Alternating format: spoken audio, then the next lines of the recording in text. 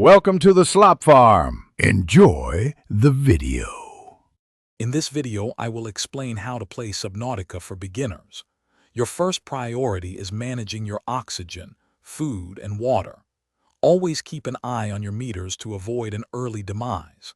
Start by collecting basic resources like titanium and silicone from the surrounding area. These materials are crucial for crafting your initial tools, such as the scanner and survival knife, which will greatly aid your exploration and resource gathering. Once you have your basic tools, use the scanner to learn about new items and creatures. This provides vital blueprints for crafting. Next, focus on building a small base with the Habitat Builder. A base offers safe storage, crafting stations, and a place to recharge. Remember to explore nearby biomass cautiously to find new resources and blueprints, always keeping an escape route in mind.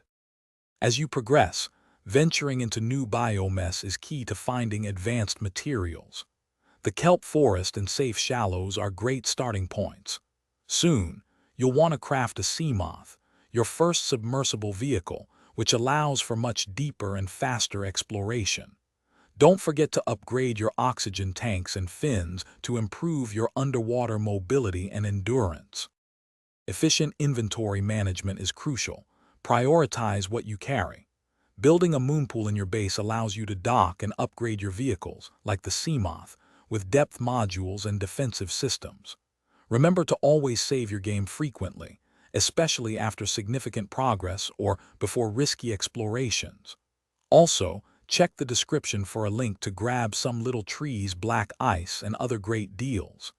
This will help you stay fresh on your next adventure. Thanks for watching. Consider subscribing if we helped you today.